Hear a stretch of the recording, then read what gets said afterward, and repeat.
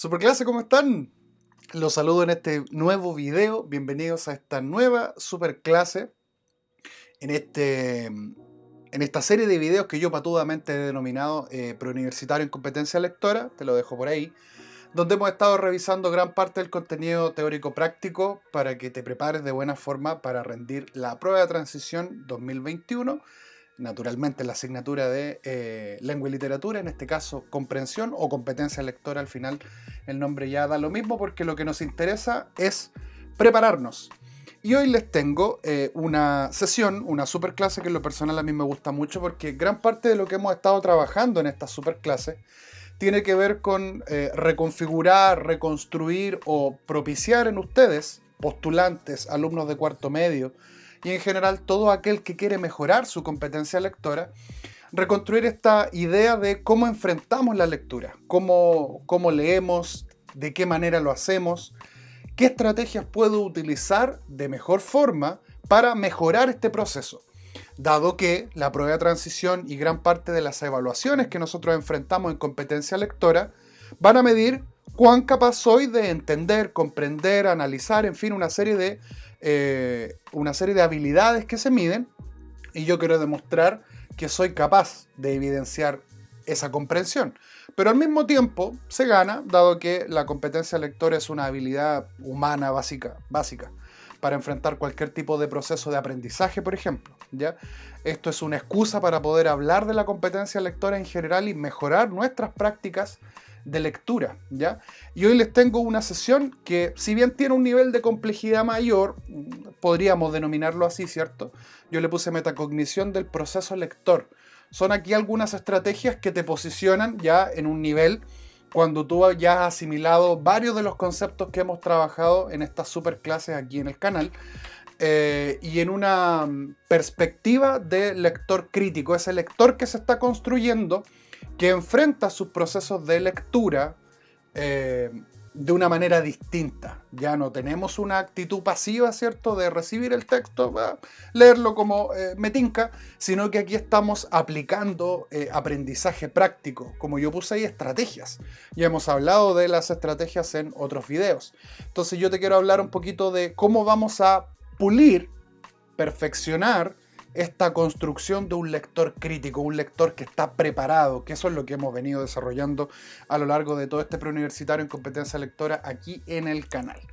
Cositas de siempre que yo te comento después de esta especie de intro y presentación de la sesión, es que duran un periodo mayor a lo que un video de YouTube tradicional te vas a encontrar. O sea, yo pretendo siempre que duren entre 40 a 45 minutos máximo, ojalá. Y me permite extenderme un poquito más en algunos detalles que yo siento que van a ser súper importantes para ti. Por lo tanto, siéntete cómodo, yo me preparo un cafecito. Hay muchos que me acompañan en esta superclase, otros la pueden ir pausando. Por lo tanto, aquí ocurren varios fenómenos que yo te pido consideres. Por ejemplo, el acompañarme estos 45 minutos que podría durar esta superclase, más o menos, tomando apuntes, revisando algunas cositas, pausando el video cada vez que lo consideres necesario, volver a revisar algo, ¿cierto? Eso es lo bonito que tiene una superclase, que está ahí disponible para ti, que la puedes ver y rever cuantas veces sea necesario para que vayas generando ahí ese cimiento sólido de conocimiento que nos va a servir muchísimo, ¿ya? Prepárate un cafecito, un tecito, algo para acompañarme, y considera también estar suscrito al canal y me gustar el video para que te quede ahí guardadito cada vez que quieras volver a él. Luego de esta introducción y presentación que hago yo en general de siempre en las superclases, vamos a comenzar recordando algunas cositas que hemos visto en otras superclases también y que son súper necesarias a la hora de esta construcción de un lector crítico. Quiero decir, en otras palabras, que a esta altura tú ya debes tener súper clara la distinción entre estos dos conceptos, ¿ya? Por una parte, hemos hablado en este canal del proceso lector como algo mucho más a largo plazo, más complejo, a lo largo de tu vida. O sea, tú te puedes pasar la vida desarrollando este proceso lector, que tiene que ver con los hábitos lectores que vamos adquiriendo en el colegio y que posteriormente se consolidan en nuestra vida universitaria o en la vida adulta también, ¿ya? Tenemos que entender el proceso como algo mucho más holístico, más amplio, ¿ya? Que es muy natural y propio de cada ser humano. Y para cada uno de nosotros ese proceso también va a ser distinto.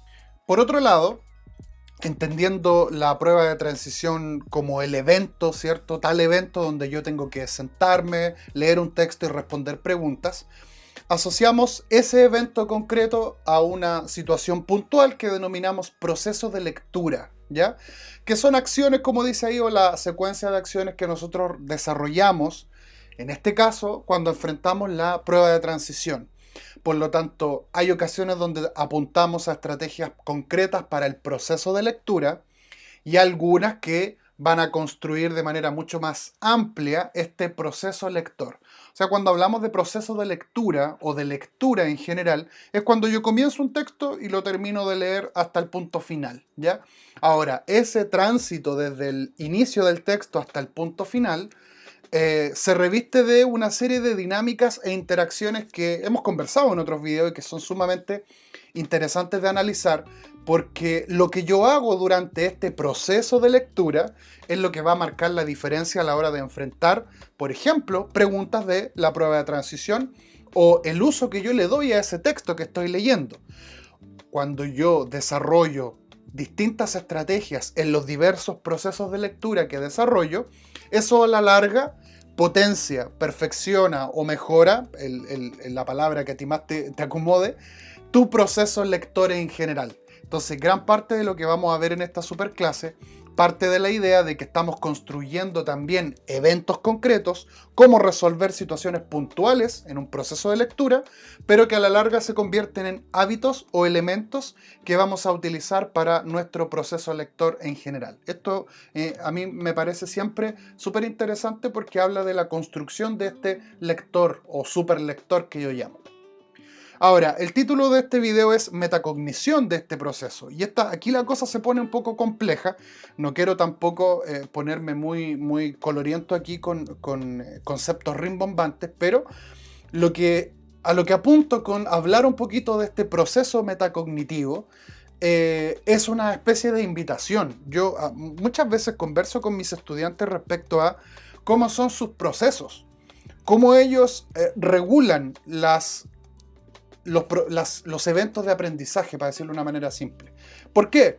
En este contexto de pandemia, por ejemplo, yo esta semana tuve varias clases con mis estudiantes a través de plataformas de videoconferencia y en casi todas mencioné un elemento muy concreto que tiene que ver con la autonomía que un estudiante debe adquirir en pandemia, ¿ya?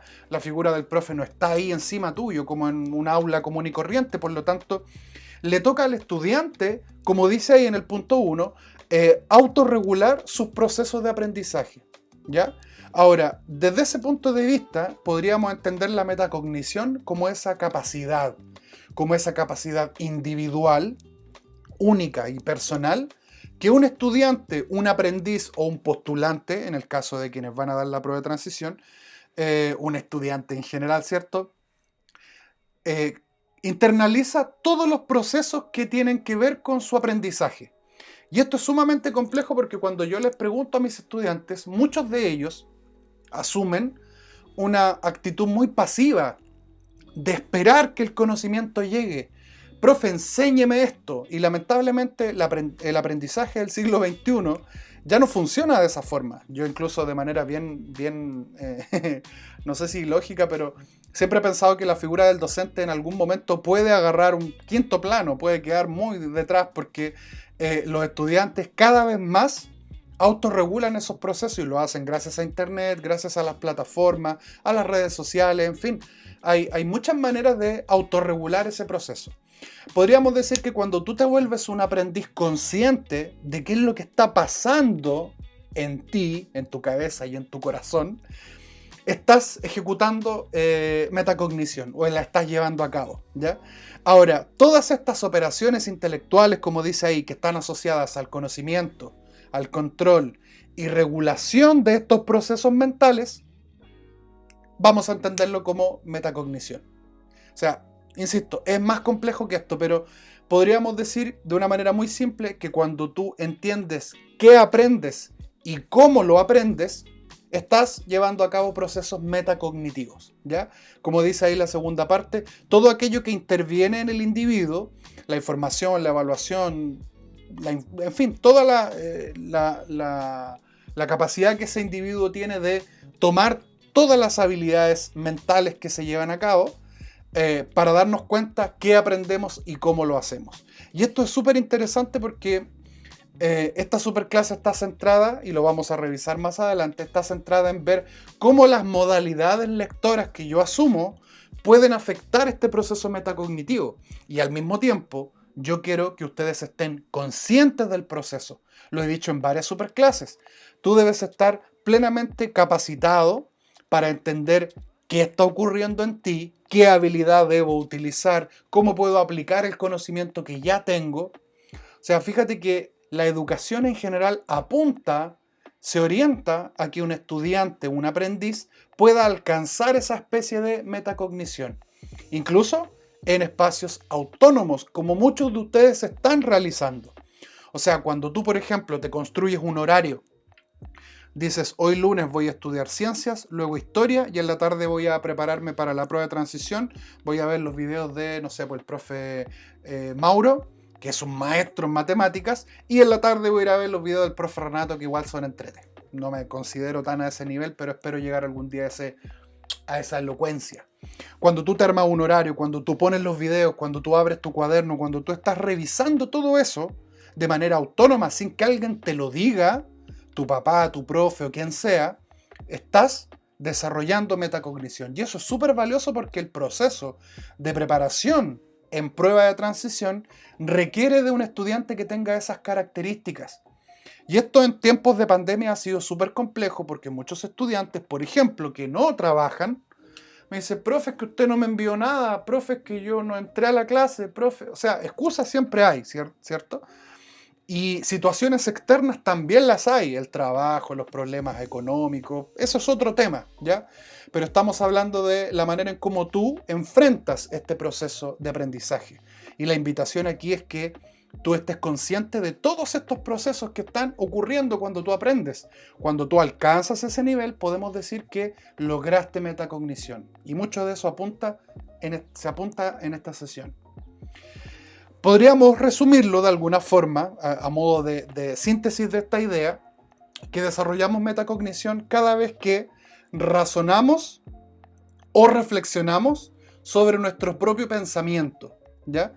Dice ahí desarrollar conciencia y control de todos los procesos de pensamiento y aprendizaje. Mi pregunta para ustedes antes de avanzar es, ¿cuán consciente estás de cómo aprendes? Hay estudiantes que se dan cuenta rápido que aprenden mucho mejor viendo videos, por ejemplo. O hay algunos que aprenden mucho mejor poniendo atención, escuchando. Hay estudiantes que son capaces de aprender escuchando música, mientras escuchan otra cosa, por ejemplo, con música de fondo. O sea, hay un montón de maneras de hacerlo. ¿Dónde está la magia aquí y dónde está la invitación que yo te hago en esta primera parte de la superclase? Es que tú seas capaz de descubrirlo y de estar consciente y de darte cuenta qué, cómo y cuándo aprendo y en qué modalidades lo hago. Y en el caso de el proceso lector, también ocurren fenómenos metacognitivos de los cuales te quiero conversar en esta superclase y vamos a aplicar también un ejemplo concreto para que tú te des cuenta de qué manera lo vamos a utilizar. Ahora, lo interesante aquí es que muchos de estos procesos de los cuales yo te hablo se dan de manera súper simultánea. O sea, yo pongo aquí una lámina, por ejemplo, si tú te fijas tengo aquí esta idea de el conocimiento, ¿cierto? El conocimiento que yo voy recibiendo y que va como circulando desde las actividades. Esto irá desde A, luego a B y luego a C. Se puede considerar, por ejemplo, los caminos que tú vas recorriendo y de los cuales vas tomando conciencia. Y luego el aprendizaje vuelve y yo vuelvo a los textos, por ejemplo, y yo me pongo ahí explotando la mente porque en realidad es difícil. Desarrollar metacognición es un proceso superior, donde se requiere de un montón de factores que incluso podríamos dejarlo para otra superclase porque hay mucho que hablar ahí también, pero lo interesante es cómo tú tomas conciencia de este proceso. Y en el caso de la prueba de transición, tomar conciencia se vuelve relevante. ¿Por qué? Porque fíjate que de alguna manera lo que apuntan estos procesos es que son a que te vuelvas autónomo. Y yo puse el concepto, por ejemplo, de autonomía académica, escolar en general, ¿ya? Donde yo como estudiante soy capaz de darme cuenta qué aprendo y cómo aprendo, o sea, un diagnóstico de mí mismo, qué es lo que yo necesito para aprender. Por eso muchos de ustedes me dicen, profe, esto no me sirve. Y me lo han dicho en clase, se quedan, profe, podemos conversar, sabe que usted hoy día explicó de tal manera y yo esto no lo entiendo. Pero si usted me lo explica de esta forma, yo voy a entender. Esos diagnósticos que ustedes hacen de sus propios procesos son súper necesarios. La posición que tú asumes como aprendiz es muy necesaria. De la misma manera, el cómo tú accedes a la información. Leyendo, viendo videos, escuchando, haciendo gráficos. En fin, fíjate que cómo yo proceso esa información y qué es lo que yo hago, qué aplicación práctica le doy, por ejemplo, es lo que marca la diferencia a la hora de construir y consolidar conocimiento, sabiduría si se quiere, que yo puedo aplicar prácticamente en distintos eventos, situaciones o momentos de mi vida. O sea, el conocimiento que yo adquiero en el colegio, por ejemplo, va a tener una función práctica a lo largo de mi vida. Hay algunos que no, hay conocimiento que se nos pierde, pero hay otro muy importante que nos va a servir siempre. Yo en lo personal siento que desarrollar la competencia lectora es una de las tantas competencias humanas que nos van a acompañar siempre, toda la vida, a la cual no le vamos a hacer el quite, ni en el colegio, ni en la universidad, y menos trabajando. Sobre todo si me desenvuelvo en ciertas áreas del conocimiento donde tengo que ir a los textos siempre. Ahora damos un pasito adicional para potenciar, como les decía hace un rato, o perfeccionar esta idea metacognitiva de cómo yo voy a enfrentar la lectura, cómo voy a potenciar mi proceso lector y al mismo tiempo el evento de lectura en sí. Y fíjate que aquí aparece esta noción que muchos lingüistas, muchos investigadores del lenguaje en general, han denominado modos, maneras, métodos lectores. Si tú te pones a buscar un poco en internet, vas a encontrar muchísimos. Yo aquí hice una especie de resumen. Incluso algunos los englobé dentro de una subcategoría, por ejemplo, y son 6, ¿ya? Le vamos a tratar de dar una mirada rápida a cada uno de ellos para que luego trabajemos un ejemplo que nos va a servir para ilustrar cómo estos modos lectores intervienen en el proceso que yo estoy desarrollando, tanto el proceso de lectura en sí, como a la larga el proceso lector en general. Recuerda lo que hablamos al principio. Hay muchas ideas que yo voy a dar por asumidas porque ya hemos hablado de ello en otras ocasiones. Y están aquí estos 6 modos lectores, le vamos a dar una miradita a cada uno de ellos. Está la lectura rápida, la lectura selectiva, la lectura fruitiva, que es una de mis favoritas, la lectura analítica, el ojeo, así le llaman en algunos libros, ojear, y finalmente las técnicas de estudio, que son ya como el nivel superior de este modo. Mira, démosle una mirada a cada uno de ellos. Vamos por partes. Comencemos por la lectura selectiva, o que también algunos textos la denominan scan o scanning, que es como escaneo, ¿cierto? Como esta mirada que yo le doy a los textos, pero con una particularidad, bien digo, especial. Scanning, lectura selectiva o lectura en escaneo son los distintos nombres que tiene en los diversos libros que tú puedes encontrar, pero básicamente la vamos a denominar aquí lectura selectiva. ¿Para qué sirve o para qué la utilizamos? Básicamente tú ejecutas una modalidad selectiva cuando estás tratando de encontrar una información muy específica, ¿ya? Un dato, yo puse ahí, por ejemplo, no sé, fechas, nombres, un número, un dato en específico, un hecho o un trozo de texto en especial. Fíjate que aquí yo puse ahí entre comillas una lectura cuidadosa, porque en general cuando nosotros aplicamos lectura selectiva, lo que estamos desarrollando son las habilidades de rastreo y localización de información.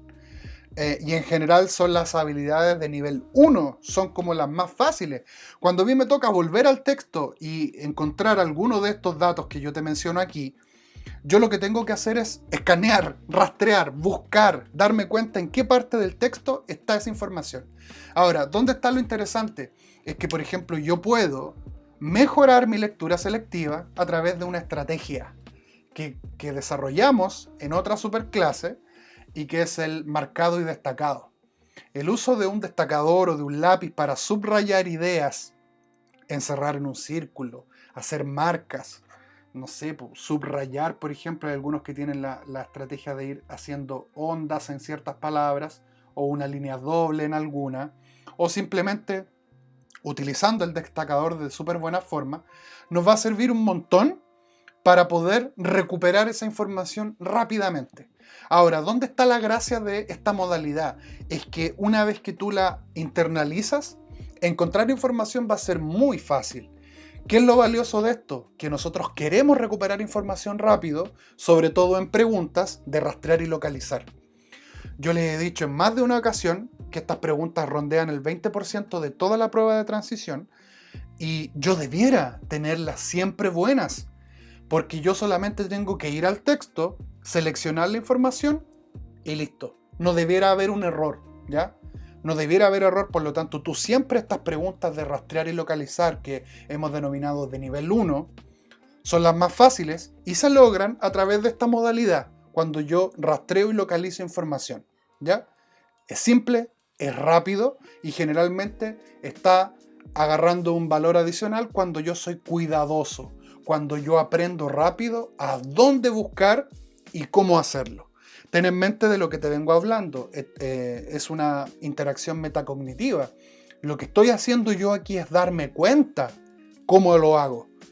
Y una manera muy práctica es el uso de el subrayado, el destacado o el marcado, el nombre que tú le quieras dar. Pero ese tipo de estrategias te va a ayudar a seleccionar de manera mucho más rápida y precisa la información.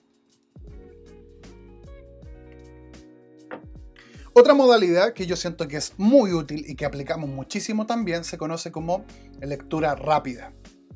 Aquí me quiero detener un segundito porque la lectura rápida no es leer rápido, ¿ya? No se trata de alcanzar velocidad, a pesar de que vamos a hablar un poco de la velocidad también, porque la prueba de transición requiere de tiempo. Yo tengo un tiempo determinado para responder las preguntas, por lo tanto, aquí la lectura rápida se asocia mucho más a mi capacidad de construir, obtener, recuperar ideas más generales ganando tiempo. Ahora, la lectura rápida, a diferencia de la lectura selectiva, está mucho más centrada, por ejemplo, en el reconocimiento de ideas, de mi capacidad para elegir información que tiene mucho más valor en pos de otra, ¿ya? Dice ahí, está mucho más centrado en las ideas que en los detalles o en información más específica, como en el caso de la lectura selectiva. Los datos, las fechas, los nombres, es información secundaria. Yo aquí, en la lectura rápida, voy a ir mucho más a la síntesis local, al recuperar las ideas principales, a tener mucho más claro de qué se trata un párrafo, por ejemplo. Por eso aquí la noción de idea general es algo que toma mucho valor aquí en la lectura rápida, porque de alguna manera yo me vuelvo mucho más rápido en relacionar información, en inferir significados, en reconstruir ideas dentro de lo que voy leyendo, ¿ya? Y esto es algo que utilizamos muchísimo y que la PSU también pregunta. Podríamos incluso considerar la lectura rápida como una estrategia o como una modalidad que potencia la estrategia de nivel 2. Cuando yo tengo que relacionar e interpretar, me ayudo mucho de esta construcción de ideas generales, que me va a ser muy útil además. Veamos la número 3, que yo le puse aquí en realidad ojeo o el ojear. Literalmente cuando tú te mueves por el texto como si fuera un libro que tú mueves las hojas, porque aquí básicamente el ojear es una combinación de lectura selectiva y lectura rápida. Ojear también se convierte en un espacio, en una estrategia donde yo pongo atención a detalles que a veces omito, como por ejemplo los títulos, el nombre de los capítulos si estoy leyendo un texto mayor, o mi capacidad de construir un resumen. Y aquí estamos en presencia de la síntesis local o la síntesis global. Cuando yo utilizo lectura selectiva, cuando yo soy preciso y rápido a la hora de encontrar una idea o identificar un dato en concreto, estoy ojeando rápido. Es una manera entretenida de denominar esta combinación, porque no se pueden considerar de manera independiente. Podríamos decir que son interdependientes, tanto la lectura selectiva como la lectura rápida. Entonces, para poder entenderla bien, la denominamos el ojeo, como esa capacidad que yo tengo, ¿cierto?, de avanzar dentro de mi lectura.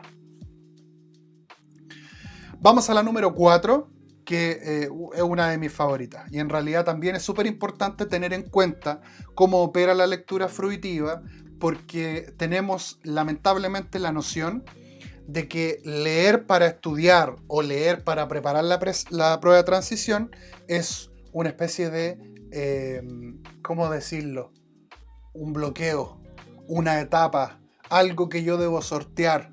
Literalmente podríamos decir que es un obstáculo, ¿ya? Pero en realidad la lectura fruitiva tiene que ver con esa capacidad que adquirimos los lectores de poder disfrutar de la lectura. Por eso yo puse ahí varias características. Es una lectura libre, no tiene ningún tipo de presión, yo decido cuándo comienzo y cuándo termino. Es semiflexible o flexible porque en realidad soy yo como lector el que pone las pautas. Yo decido cuánto leer, cuánto volumen, qué tipos de textos, ¿ya? Ahora, es placentera en el sentido de que está vinculada al disfrute, al deleite. No tiene ningún tipo de presión, no tiene ningún tipo de prueba. O sea, yo me leo un libro porque quiero. Y como dice el segundo punto ahí, tiene que ver con distraerme, tal vez con aprender algo de manera autónoma. Tal vez hay un tema que descubrí que me interesa, entonces busco, investigo y leo. A mi tiempo, a mi gusto. O como dice la última parte ahí, por el deleite a la ficción, a la literatura, a la narrativa en general, o al arte, o a la poesía, por ejemplo, a la literatura desde un punto de vista un poquito más artístico, ¿ya? ¿Por qué es interesante mencionar, o por qué les menciono, bien dicho, la lectura fruitiva? Porque uno como docente, yo como profe de lengua y literatura, quisiera, desde el fondo de mi corazón, que usted pudiera disfrutar de la lectura en esta dimensión. Y yo sé que lamentablemente para la prueba de transición no es tan posible, debido a que yo estoy leyendo textos que tal vez no me interesan, yo estoy abordando temas que tal vez no me llaman la atención, ¿se dan cuenta? Entonces menciono la lectura fruitiva como una de las tantas modalidades que podrían posicionarme. Mira lo que voy a decir, es bien insólito también, que podrían posicionarme como un lector que, independiente del tipo de texto que enfrente, desde un punto de vista metacognitivo, o sea, de entender esto como un proceso mucho más complejo, yo le voy a dar un valor a esa lectura, ¿ya? Y lamentablemente muchos docentes también caemos en el error de darles un libro, léaselo y yo le voy a hacer una prueba o una actividad. Lamentablemente eso atenta contra la lectura fruitiva, porque es una dinámica que se adquiere. Muchos profes la fomentamos, muchos papás lo fomentan también, pero se adquiere y no todos los estudiantes, no todas las personas van a llegar a este nivel. Entonces la menciono para que tú entiendas de que sí se puede disfrutar de cualquier tipo de lectura cuando la valoro, cuando aprecio eso, y en el caso de la preparación de la prueba de transición, considéralo, por ejemplo, como una posibilidad para aumentar tu capital cultural, tu conocimiento, tus competencias en otras áreas, tal vez que son distintas a lo que a ti te gusta, ¿ya? Y que además se puede vincular a ese disfrute o a ese placer, ¿ya? La manera en cómo enfrentamos la lectura depende y varía de cada individuo, sin duda. Yo quisiera que ojalá tú pudieras disfrutar fruitivamente de estas lecturas, pero también es una modalidad que tenemos que tener en cuenta, sobre todo si aparece un texto en la prueba de transición que llama tu atención y que tú dices, oh, qué interesante, este es un libro de, no sé, Gabriel García Márquez, como un texto que estuvimos revisando el otro día. Y así, si a ti te gusta ese autor y te gustan sus obras, tú vas a decir, y vas a abordar de otra manera esa lectura. A eso apunta esta lectura fruitiva.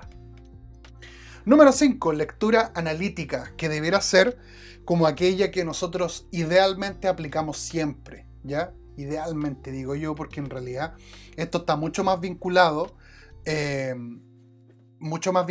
a un proceso de aprendizaje mayor. Ahora, cada vez que nosotros estamos preparándonos para la prueba de transición y estamos trabajando los textos, incluso yo lo he mencionado, lo que hacemos es analizar un texto y lo vamos a seguir haciendo también en el canal.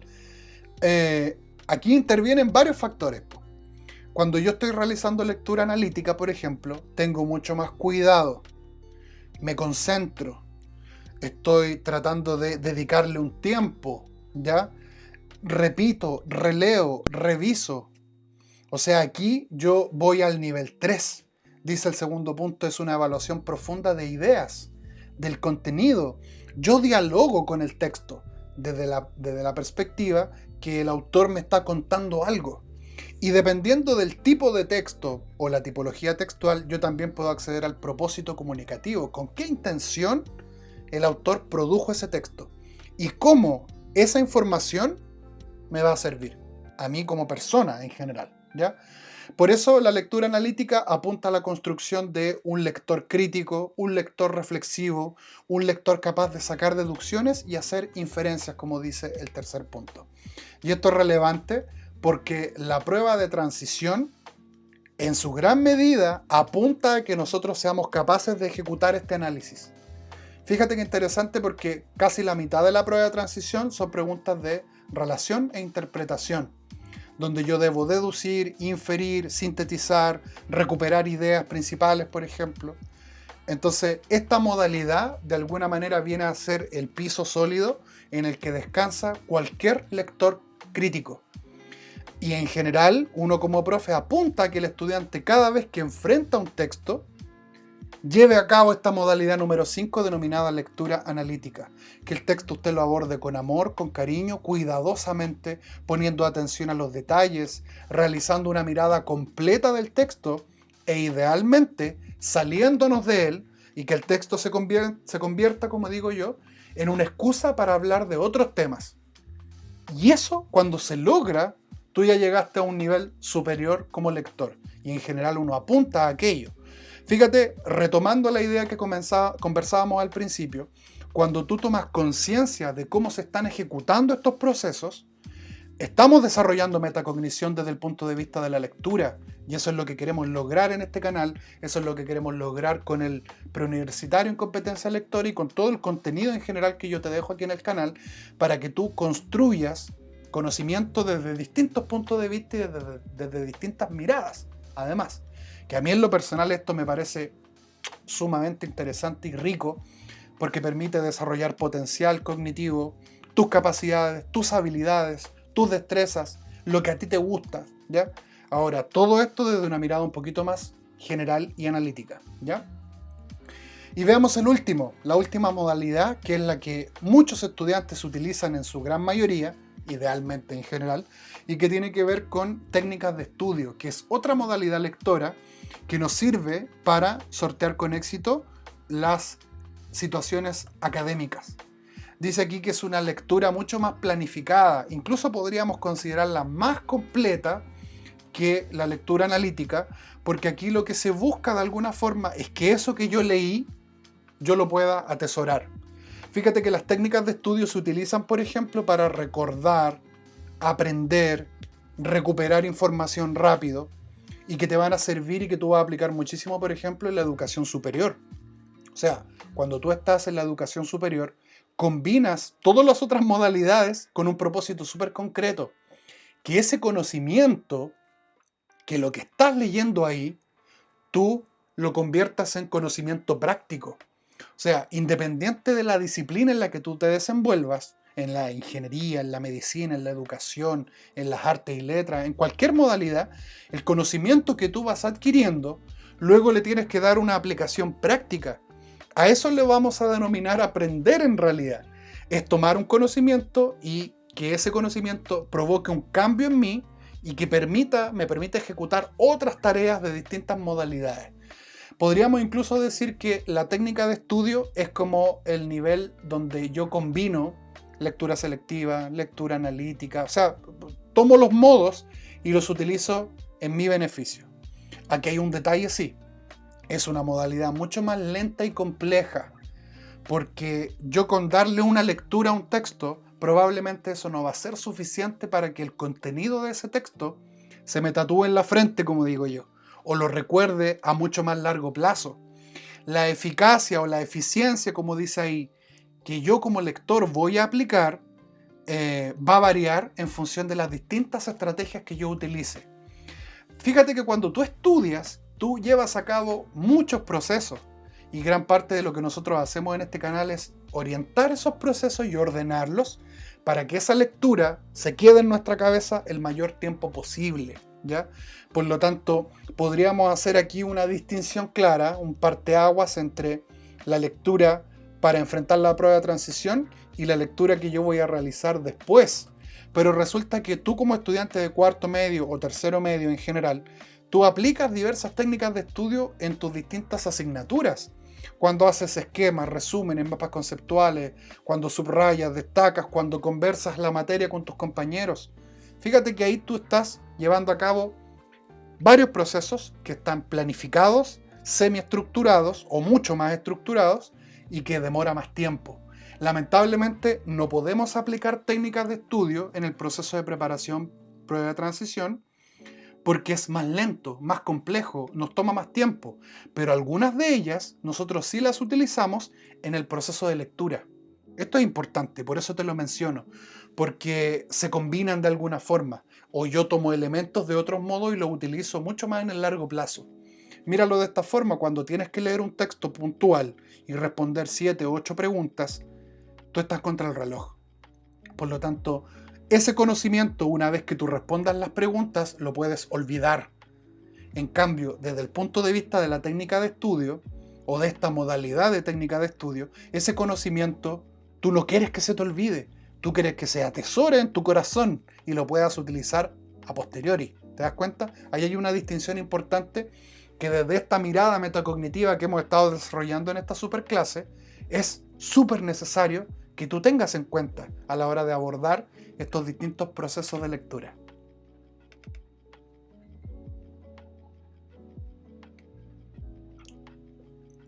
Yo te mencionaba hace un ratito que estas modalidades o modos lectores apuntan a distintas habilidades cognitivas, ¿ya?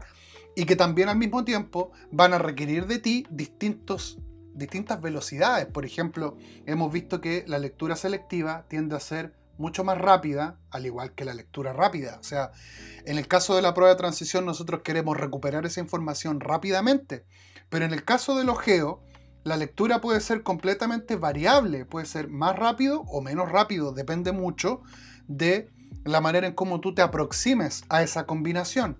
Por ejemplo, en el caso de construir una síntesis o un resumen, eso te va a tomar mucho más tiempo que, por ejemplo, identificar o rastrear un dato, que te puede tomar segundos. Ahí hay una diferencia, ¿ya?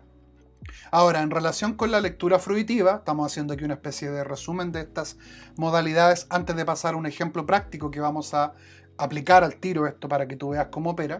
En el caso de la lectura fruitiva o la lectura placentera, sin duda que la velocidad va a ser variable y que depende mucho de cuánto tiempo tú le dediques y cuán rápido te vuelvas como lector. Ahora, esta lectura siempre apunta a habilidades de orden mayor como la reflexión o la evaluación. Del mismo modo, la lectura analítica no requiere de alguna manera o no podríamos tener en cuenta el tiempo como un elemento central.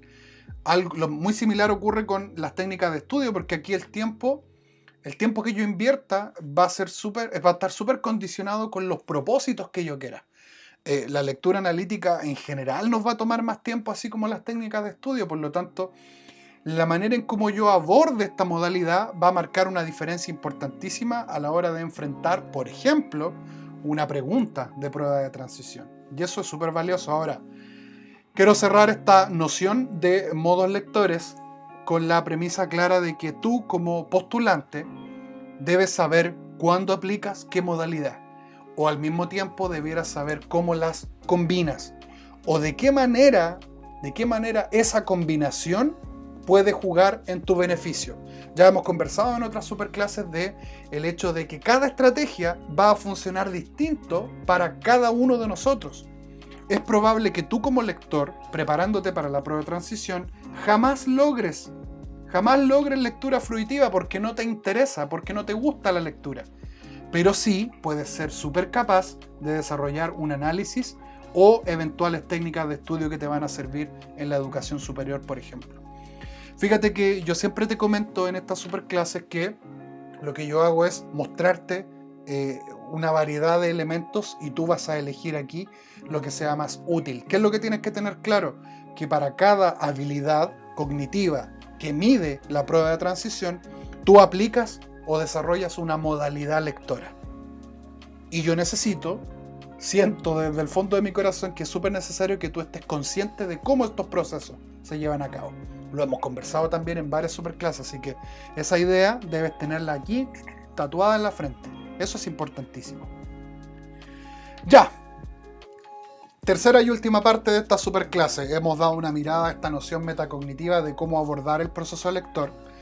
Le dimos una revisión también a las distintas modalidades lectoras y cómo aplican y cómo se orientan, bien dicho, a cada uno de los fenómenos que ocurren en nuestra cabeza. Veamos un pequeño ejemplo, 2 preguntas de modalidad de prueba de transición,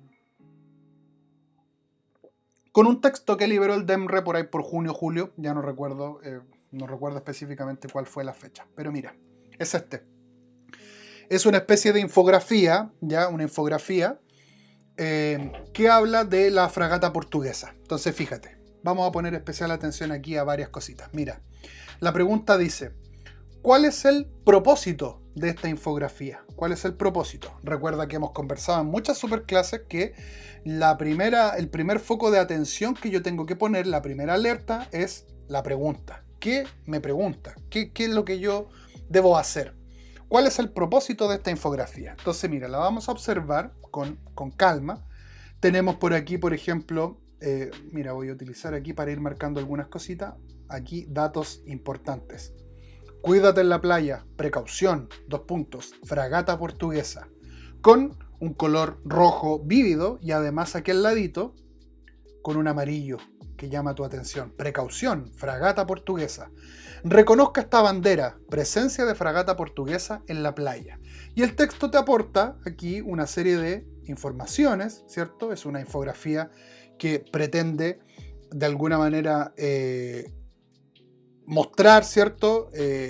Una advertencia respecto a esta especie de medusa que apareció por ahí por el 2014-2015 en Chile y que la encontrábamos en gran parte de las playas, y además con aquí algunas advertencias en caso de picadura, cómo es su apariencia, ¿cierto? Aquí hay, por ejemplo, algunos datos de cómo es para que la podamos reconocer, y la información o dónde llamar si me la encuentro, ¿cierto? Respaldado por la Marina, si se quiere, y el Ministerio de Salud.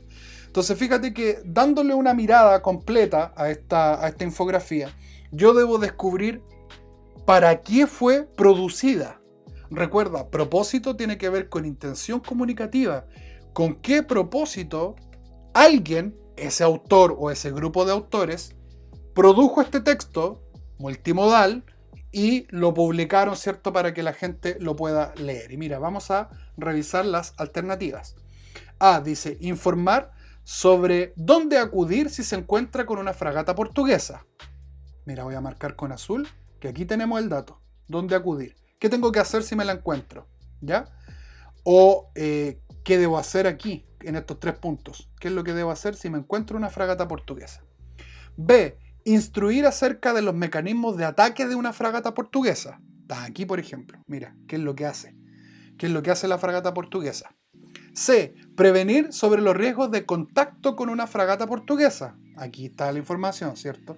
Es lo que podríamos denominar como esta parte de la infografía. Y finalmente la D, exponer cómo disminuir los efectos de la picadura de una fragata portuguesa. Cómo prevenir los efectos. Ya, está igual interesante. ¿Ya? Fíjate, mira, voy a avanzar. Me voy a quedar aquí en las alternativas. Si el texto nos quiere informar, eso es perfectamente cierto, pero fíjate en la segunda parte de la infografía. ¿Dónde acudir? ¿Dónde acudir si nos encontramos con una fragata portuguesa? ¿Ustedes creen que eso es lo único que el texto busca? Decir dónde. Incluso si yo vuelvo al texto, me voy a dar cuenta que el dónde acudir son pequeñas partes del texto, que podríamos incluso considerar que están aquí o están aquí. No es la totalidad del texto, esto es muy interesante. B. Instruir acerca de los mecanismos de ataque de una fragata portuguesa. Volviendo atrás, lo mismo, tenemos aquí la información. Luego la C dice prevenir sobre los riesgos de contacto. Fíjate que la alternativa C es mucho más amplia que la A y la B. Y fíjate que lo que nosotros queremos recuperar es el propósito completo del texto, por lo tanto, mira, yo aquí puedo hacer una marquita, una pequeña marquita, para recordar que la C está mucho mejor que la B y que la A. Ahora, ¿qué onda la D? Exponer cómo disminuir los efectos de la picadura. Nos encontramos aquí en una situación similar a A y B. A, B y C son muy puntuales, en cambio C es muchísimo más certera a la hora de identificar el propósito comunicativo. Si volvemos a la imagen, en realidad la vamos a ver aquí mucho mejor. Si volvemos a la imagen, te vas a dar cuenta que, a la infografía bien digo, te vas a dar cuenta que te entrega mucha información en varios aspectos para tener cuidado con ella, cómo acudir, cómo reconocerla. Por lo tanto, desde ese punto de vista, la alternativa C es mucho más amplia y general y es la que mejor describe el propósito comunicativo.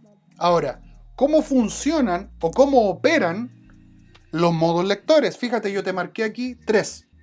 Lectura selectiva, lectura rápida y lectura analítica. En el sentido que yo tengo que relacionar información. ¿Por qué tú dices, por qué, profe, relacionar?